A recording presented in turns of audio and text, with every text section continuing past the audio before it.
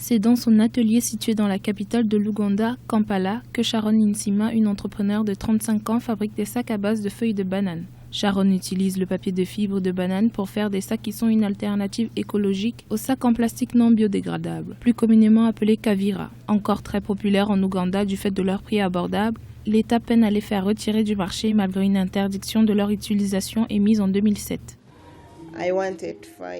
Je voulais lutter contre l'utilisation des sacs en polyéthylène. Vous savez, les sacs de polyéthylène mettent du temps à se dégrader, contrairement à mes sacs en papier qui ne prennent même pas une semaine.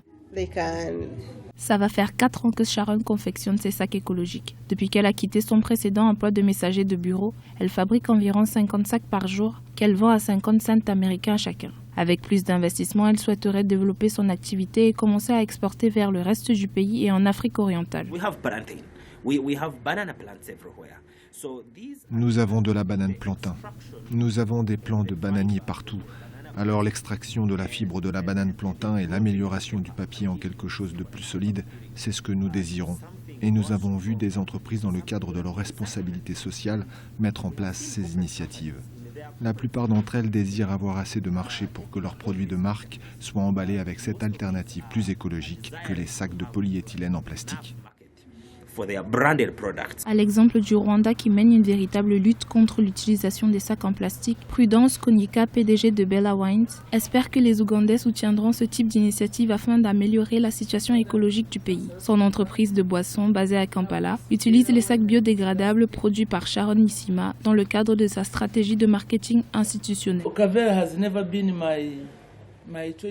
Les kavira n'ont jamais été mon choix d'emballage parce qu'au Rwanda, ils ne l'utilisent pas.